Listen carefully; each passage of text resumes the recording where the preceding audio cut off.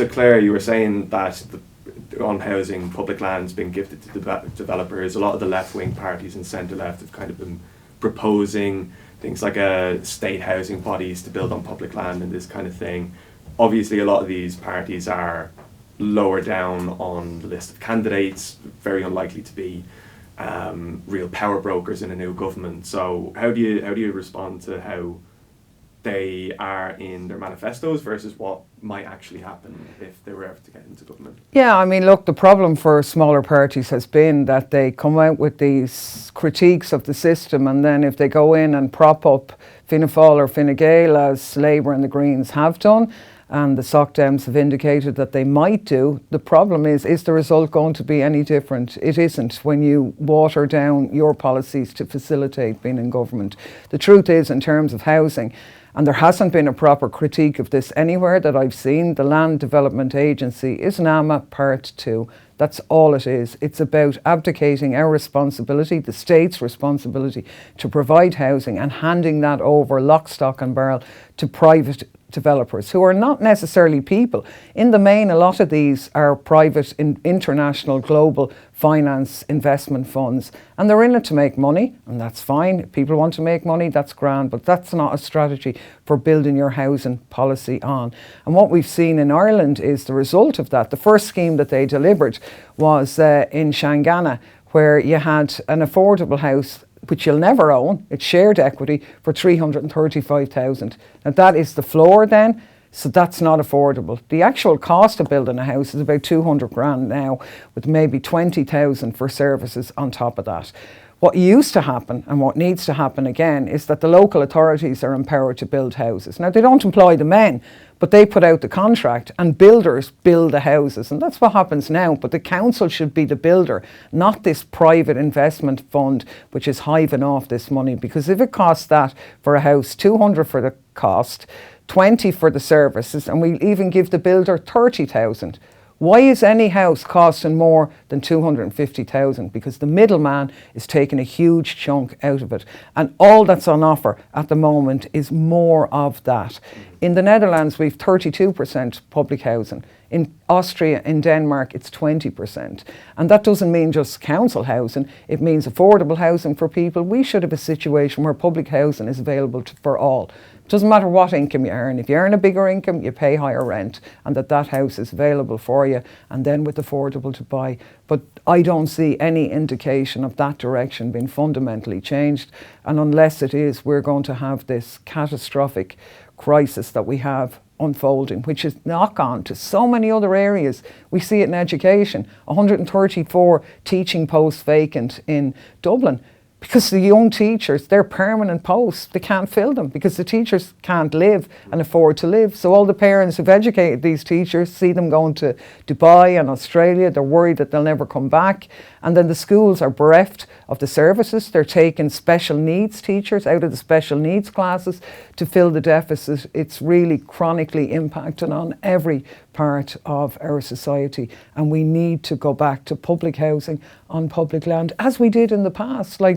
It's not actually that difficult. They say it's a big problem, but it isn't. But all of this concentration on supply, you see all the parties, we'll build 50,000, or we'll build 100, we'll build. That's not the issue. It's masking the real issue, which is the cost, and these middlemen bleeding the system dry, and no one will get it. That are proposing to rejig the LDA. I think there's Sinn Fein, Labour, Soc Dems are all proposing to get rid of it or amend it to be a state housing agency that's going to build on public land itself. And then on the other thing you mentioned there, the idea of people moving away and then I think it's Sinn Fein, there's Labour as well. I think the Soc Dems might have it in their manifesto of this kind of repatriation scheme of people in key industries to come back to Ireland. I think that some of those ideas are very good. I've read some of the policies, they're very good. But unless you tackle that core issue, I don't think they're necessarily going to have an impact. And I think a lot of people are switched off at all of these election promises. I mean, the amount of paper and press hours that have been devoted to these magnificent launches, and yet people know that when parties get elected and come into government, all of those promises, or a huge chunk of them, disappear. So it's very much, you're not really sure what you're getting. And I think people are sick of promises, certainly for people who've been in power before. And we know that, obviously the Greens and Labour have propped up Fianna Fáil and Fine Gael. They have to take a responsibility for what's happened so far. And I think anybody else, as I say, who would do that will end up pretty much the same way. And people can see that. I mean, myself, I think the only way we'll get change in this country is by ordinary people beginning to organise themselves a lot more. And that's particularly the case in the city, in the city communities in Dublin. They really need to self-organise now to be heard. You said earlier on immigration and refugees that the government have been using that issue to divide communities. What do you mean by that? Yeah, I mean, I think there's been a really serious mishandling of the migration policy. I mean, isn't it noticeable that this was a huge issue around the local and European elections? It was never out of the media. The impression was given that there were hordes of people arriving on the island, that we were absolutely at breaking point. And the minute the election was over, gone. Nobody talked about it again. It's kind of completely sort of disappeared into the ether, except for the people who have obviously come here, many of whom are in absolutely dire conditions, and it's not been spoken about. The numbers coming in here are actually not hugely different than they have been previously. There was a huge disconnect with the very, very large numbers of Ukrainians who came here. And even there, they brought in a kind of a two-tier system, which they offered benefits and concessions to Ukrainians that they weren't given to other people from Syria, Afghanistan, Somalia, wherever. They were on a completely different system. And when people questioned that, then they said, oh, you're racist or whatever. But you say, well, that's a racist policy. If you say you're going to build houses for Ukrainians and people have their children and their grandchildren living in their house for years without a house, they say, well, what's wrong with me? How come you didn't build a house for me? Am I unworthy? And that fuels racism. The way in which they develop some of the IPO schemes in communities without consultation fueled racism.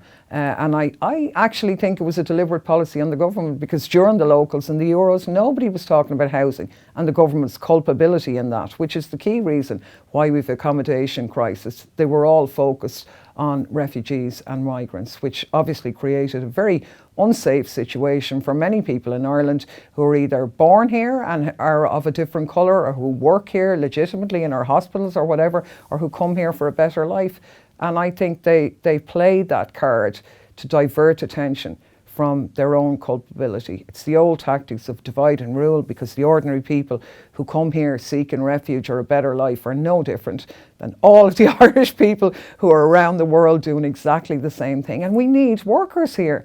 We need 80,000 workers. I mean, there are many people who are coming here for the right for a better life. Let them have a job here. Let's solve the housing crisis. So I think the government did that, as a diversion. And I think it's incredibly dangerous, and it made life unsafe for people here. It created a divisive atmosphere for people, but it preyed on that neglect that communities felt. They should have been saying, we're building houses for all. Of course, they didn't build very many houses for Ukrainians either. It was just, they should be saying, we'll build houses for all. Well, of course, this week as well you're coming up to a year, or by the time this goes out, just after a year of the riots that we saw last year.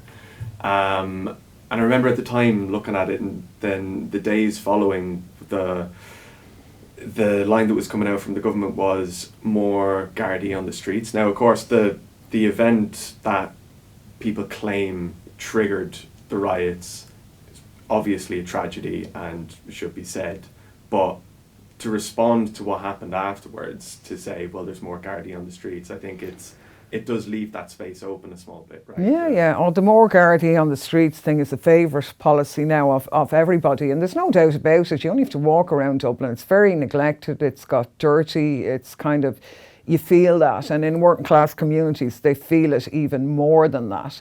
And there's certainly a feeling as well of kind of rise in antisocial behaviour and the answer to that is not necessarily more guards. I mean, certainly more community policing and visibility would be a help. You only have to walk around the streets in the north inner city and everybody knows where the drug dealing is. Open drug dealing and hardly a guard in sight. But yet in Shannon last weekend, when they went out to protest about our complicity in a genocide, there were hundreds of Gardaí assembled, heavy-handed on a peaceful protest looking for compliance with international law.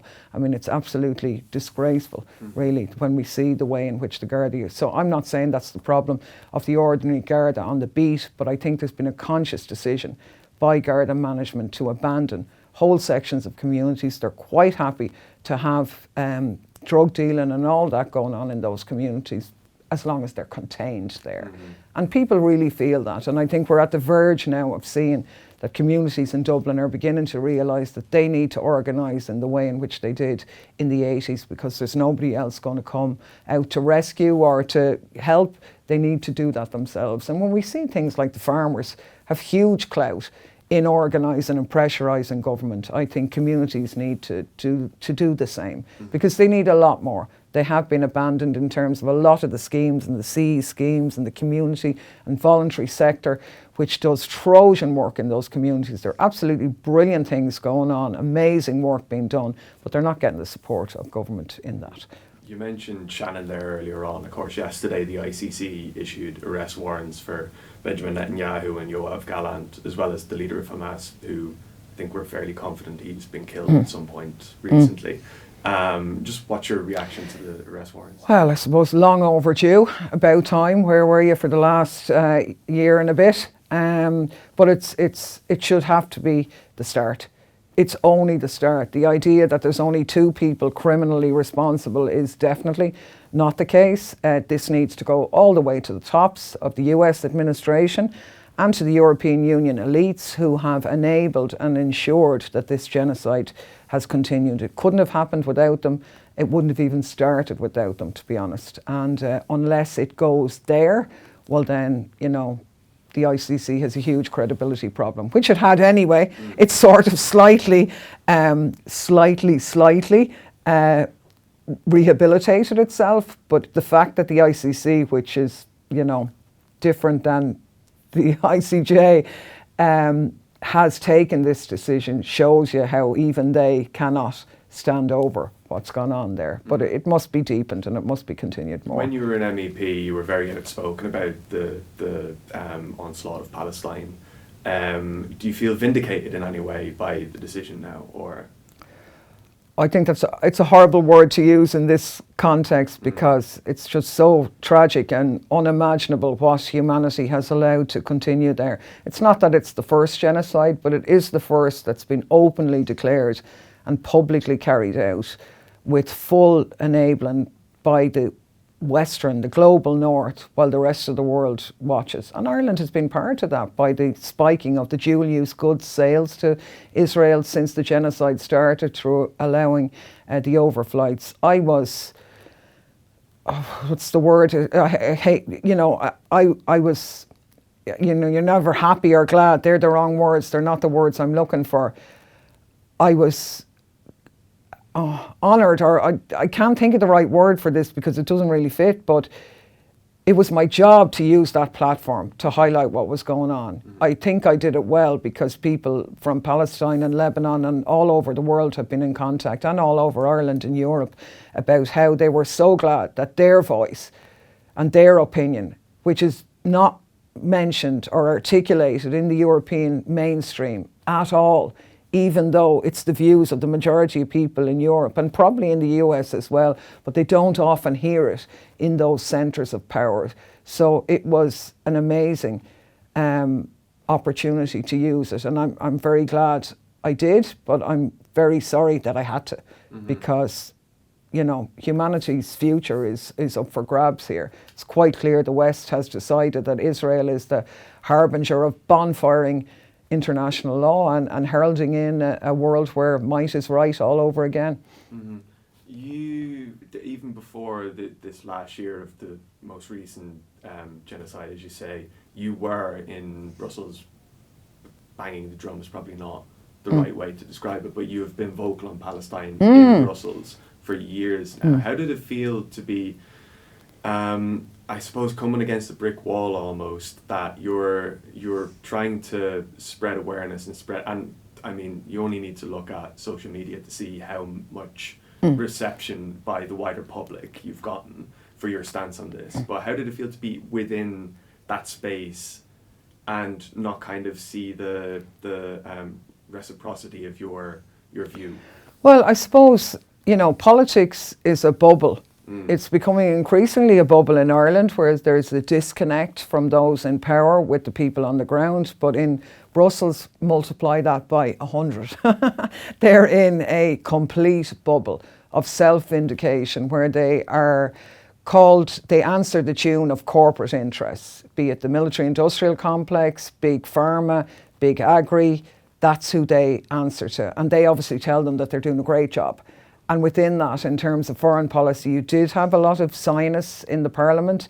But generally speaking, there was a huge reception across the board from the staff in the parliament. There was been incredible displays of solidarity from the staff. I mean, they work in an institution. I didn't fully believe ever the EU mantra that they are a force for democracy and good and human rights for all that. You only need to look at what they do in their own countries to know that that's not true, but they peddle themselves on that. But a lot of the staff working there believe that the European Union did represent democracy and values and rule of law. And then when they saw direct complicity and green lighting of the genocide, they were horror-struck. They were literally traumatised, and we had an incredible meeting, which they tried to get cancelled, with Francesca Albanese, the UN Special Rapporteur on Palestine, which was packed to the gills with hundreds of staff across the institutions, and there was a lot of bullying.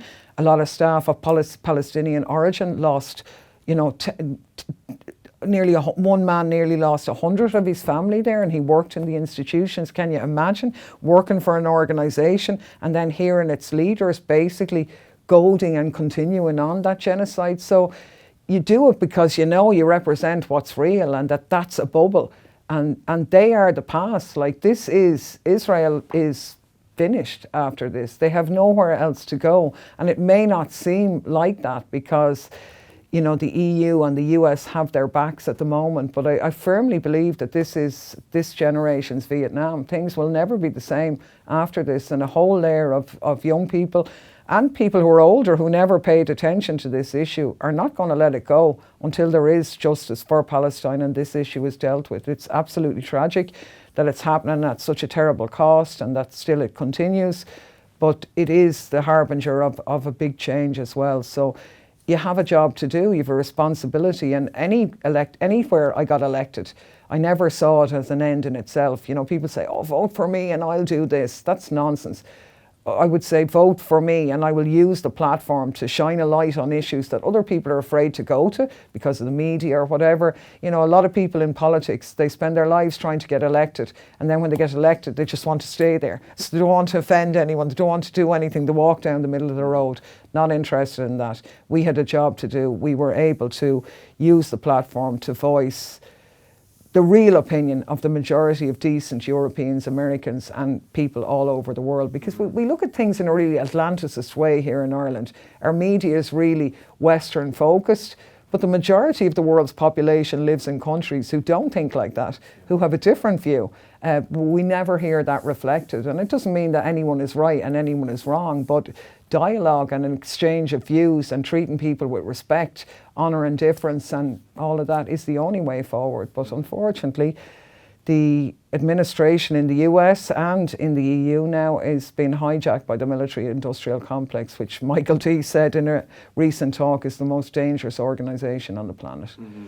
How do you think the complicity that you were talking about, the complicity of Ireland, European Union, just the West in general, how do you think it will be remembered now that it seems that there's kind of a ball rolling in justice for the Palestinian people? But also in the immediate term, what do you think the consequences for the West will be if there's any justice to be seen for the Palestinians? Yeah, I think in the short term, things are going to be difficult. I genuinely believe that it wouldn't have mattered which lunatic won the US elections, that the result for the rest of the world wasn't going to be great, and certainly for Palestine it wasn't going to be great regardless. But I do think that the American people are off their knees now and are pursuing this issue. I think in Europe as well, we've seen huge displays of solidarity. They're not going to go away. And I do think that that will only grow and accelerate. I mean, in Ireland, we've had this horrible game played by our government. I mean, I often have people, you know, in Europe say to me, oh, the Irish are great, you know, you're brilliant. And I'm going, well, the Irish people are great, and they're certainly totally on the side of politics, but our government hasn't been great. I mean, can you imagine? Like, here we are, a country that was occupied, where we have an affinity historically. No, it is occupied.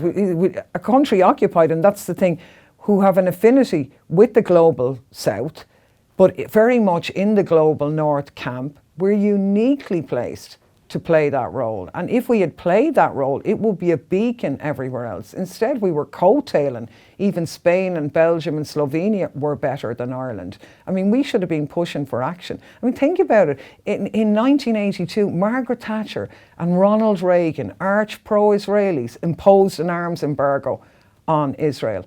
And Micheál Martin can't call for that in a European context, or can't champion that.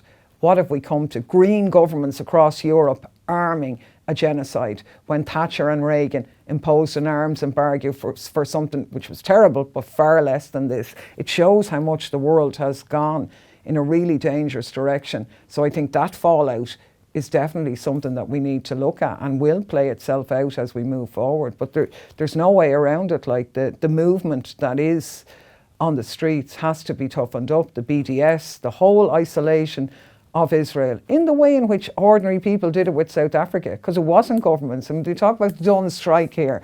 During the Dun strike, of course, you know, the government of Ireland and all these new fans weren't on the side of the Dun strikers, who had to lead it themselves. But that always happens. But it was ordinary people then. It will be ordinary people now, because if it isn't, humanity is lost, and we can all pack our bags, because the world is over and international law is over, and we can't have a world like that. And I think there's so many groups, lawyers organising, doctors organising, actors organising, midwives organising. The solidarity is bottom up. We need to, you know, spread that to BDS and serious action and blocking of Israel, and it will work. Just finally on the Apple windfall, if we're looking to the US in the last couple of weeks, there's been talk over there of kind of the guys that are being tipped as Donald Trump's commerce secretary and all this kind of thing. They're looking to Ireland and wondering, why are we not getting a slice of that pie, i.e. the tax that's coming in from multinationals, American multinationals in Ireland. You said earlier on that Ireland's been used for decades now as a tax haven for American multinationals. Do you think that time is up now with Trump back in office and these kind of people that he's appointing? And if so, what does that mean for the Irish state? Well, it's certainly in the interests of Americans to have American corporations pay their taxes in America and not use offshore countries to avoid it, for sure.